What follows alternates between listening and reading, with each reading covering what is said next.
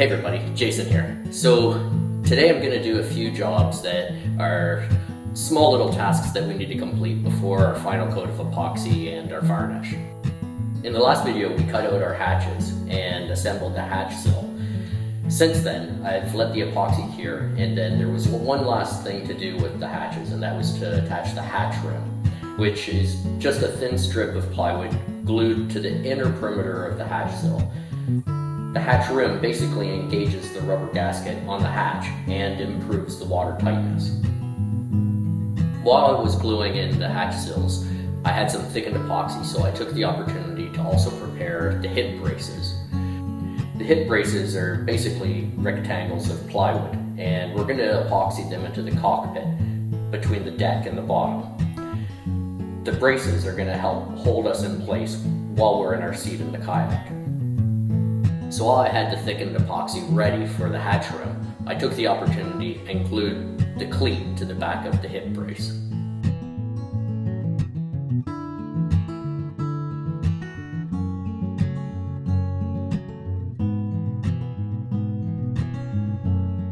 So the first thing I'm going to do today is I'm just going to make sure that the inside around the bulkheads is all sealed off with epoxy. I'm going to have to flip the boat over and access it from up inside the cockpit.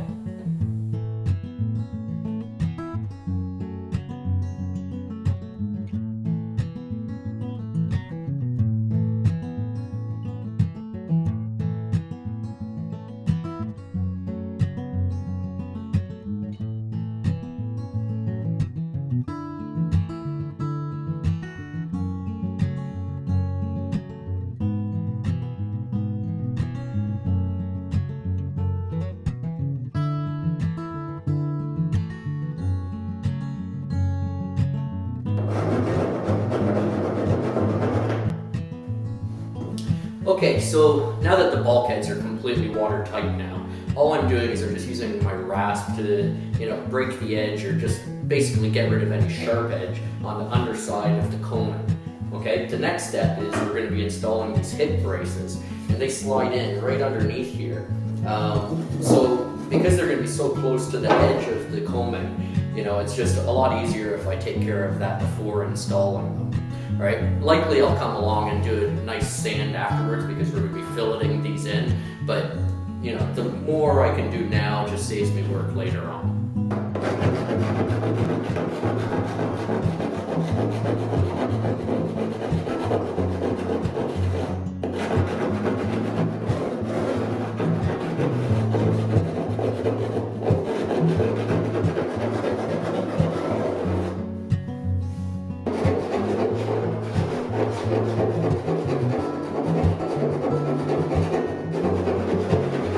Okay, so now that we have the underside of the coaming smoothed out, what we're going to do is install the hip braces using a fillet like we've done in the past.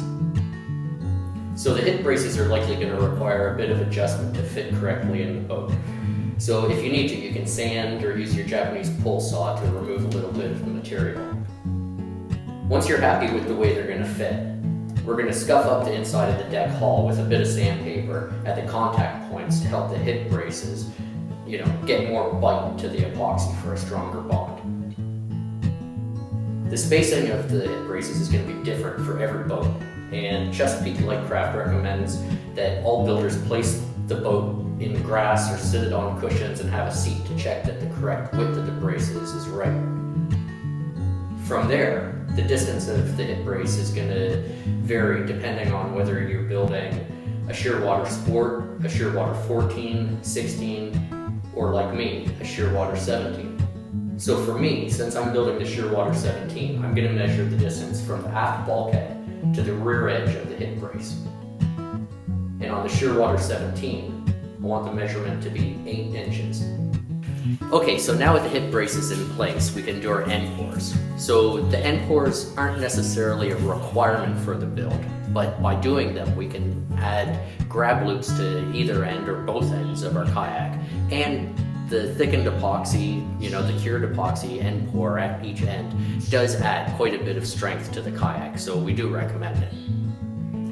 Okay, so now that the end pours have cured, what we're going to do is just drill a hole through the end of the kayak. Now what we want to do is we want to come down an inch from the deck. You remember that we have the shear clamp piece on the inside of the hull here. So we want to clear that and drill through the thickened epoxy, or sorry, the cured epoxy. Alright, so I'm going to measure down with my tape measure, an inch down, alright? Just make a little mark, okay?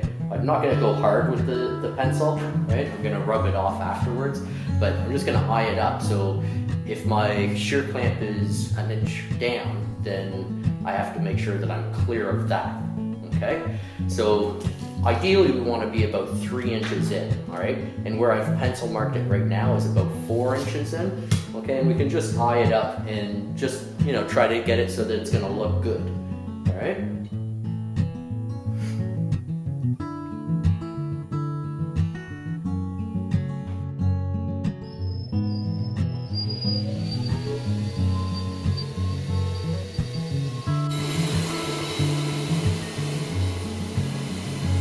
Okay, so now with the holes drilled, we've got one more step, and that's to do our final sanding before our last coat of epoxy. So we're going to start off with 80 grit sandpaper and go to 120. And really we're going to focus on all the high spots, so especially that fiberglass that's overlapped from the deck down to the sides of the hull. It's, you know, very rough. We're going to smooth that out so it's nice and even. Then also smooth out any, you know, really high bumps and imperfections, and then we'll start adding on our epoxy. Okay, now we've been through this process before, so I'm not going to get into detail, but I'm going to remind you to make sure that you wear your dust mask.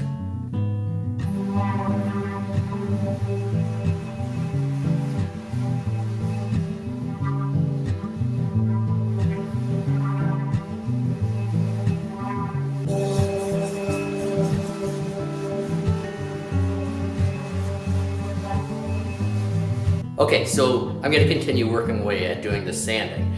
In the next video, we'll do our final coats of epoxy. Thanks for watching.